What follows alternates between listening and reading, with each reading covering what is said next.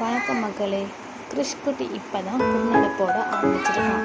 இதுக்கு முன்னாடி பல தடவை போட ஆரம்பித்தான், இருந்தாலும் விழுந்துக்கிட்டே இருந்தான். இன்னைக்கு விழுகாமல் எப்படி போடுறான் நீங்களே பாருங்கள். இப்போ ட்ரை பண்ணுறான்.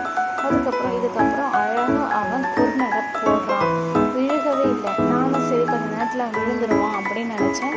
அவன் அழகாக கையை தட்டி அழகாக வந்தான். அதை நீங்களே பாருங்கள் மக்களே.